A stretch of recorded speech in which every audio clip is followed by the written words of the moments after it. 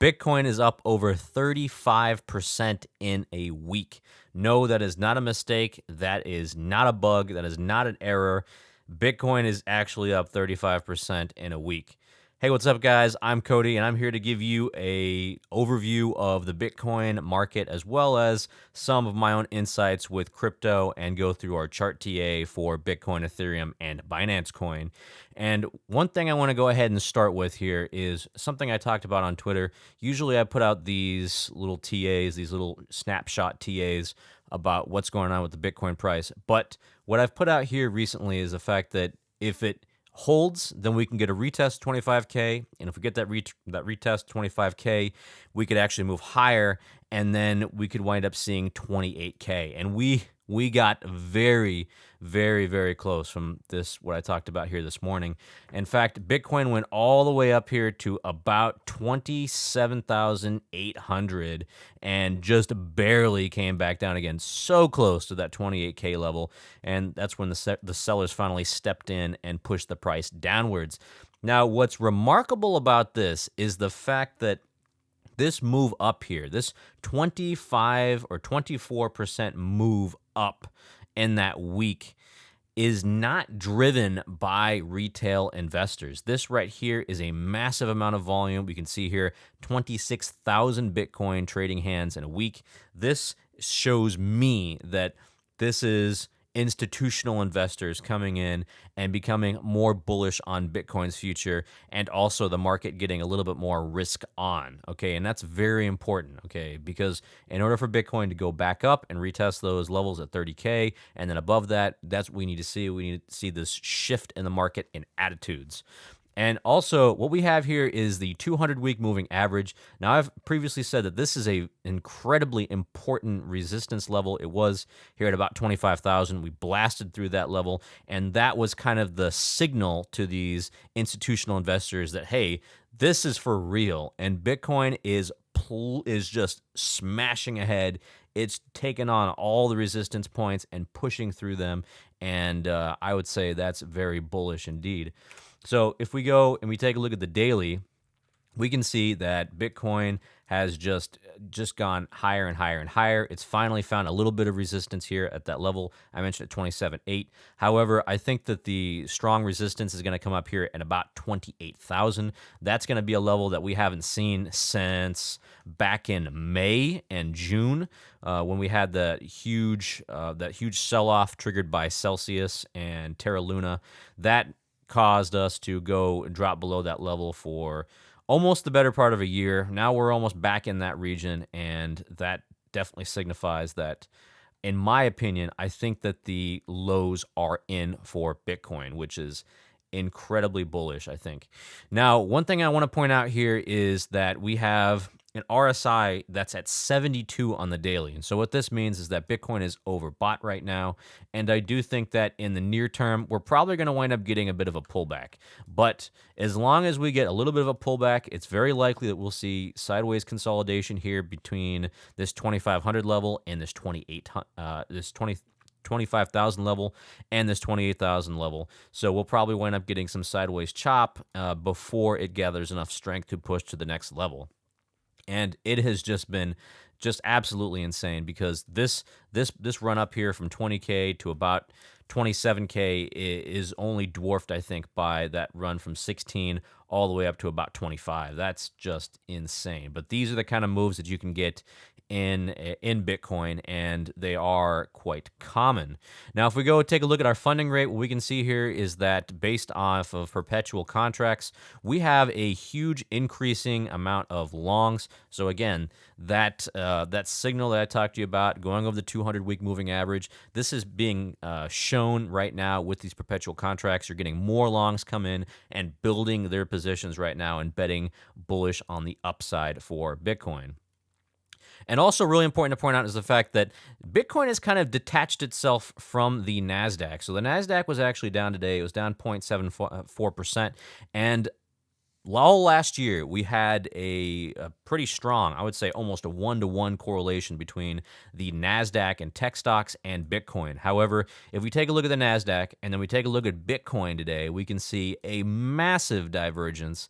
The NASDAQ being down 0.75%, and Bitcoin being up almost 10% shows that there has been a decoupling of sorts from the NASDAQ. And I think that's very bullish as well, because Bitcoin's a commodity, and it should trade like a commodity, and it should not be trading like a tech stock. So this is good. This is good news. This is good information. This definitely goes to reinforce the case that Bitcoin's a method of store of value instead of just another speculative asset. Now, if we go ahead and take a look at the Bitcoin Crypto Fear and Greed Index, what we can see is that we have a very close to extreme greed level. We're at 74 right now. I think that we're actually probably in extreme greed, given the fact that we had that massive move up, 23, 24% in 1 week. I would actually put us in the extreme greed category. And so that means that we're probably going to get a little bit of a pullback in the coming week. But usually with the weekends, what we wind up seeing is incredibly low volatility and low volume. So I don't really expect huge moves over the weekend, but I've been surprised in the past, and we'll just see how that works out.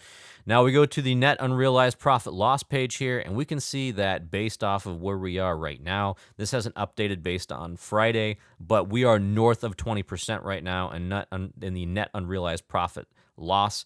That's a level we haven't seen since June, and according to them, it's in the hope/fear, in this case hope, band right now, and the next band is actually going to be optimism, and that's going to come above about 20% or so. So I'm going to keep an eye on this. Many of these metrics have not been updated with today's data, and when they do get updated, especially those on CryptoQuant, I will make a video and talk about those ones specifically. Now, as for the broader crypto market in totality, so we saw a big move up today. I'm going to take a look at the total market cap. We're well north of about 1.15 billion in total market cap. Now, the altcoin market cap has gone up pretty significantly. This is despite the fact that Bitcoin dominance has been up the past couple of days. That's something I talked about yesterday. So this altcoin market cap should not be that surprising. The fact that it's also up, it does tend to follow Bitcoin as well. Now, what's most interesting is the fact that the stablecoin market cap is actually down significantly over the past week or so. And this kind of also plays into the idea that there are a lot of people who have been sitting on the sidelines with these stable coins waiting for Bitcoin to break out above 25K or show some strength. And as soon as it did, they immediately went and bought either Bitcoin or they bought altcoins and pushed both of these two market caps up.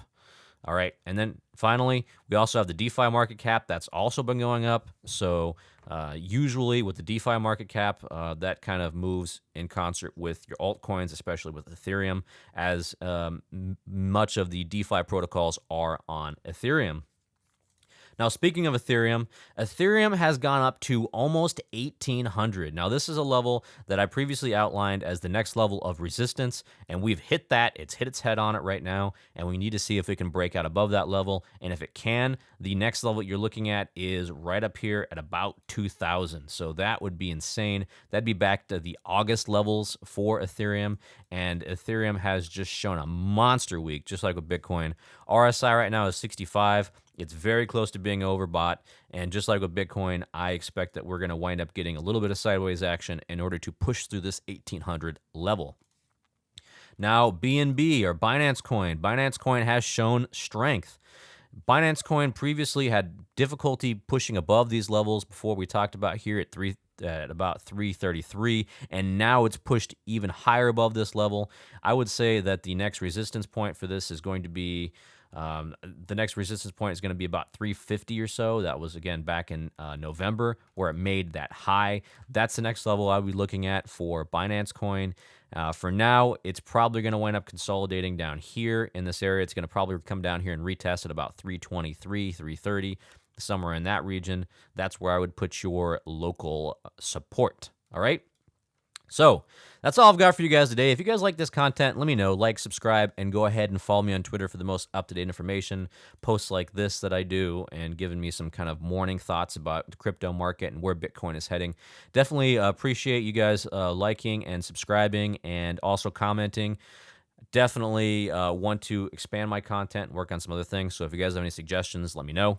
This is Cody the Coin Raptor, and I hope to catch you guys in the next video.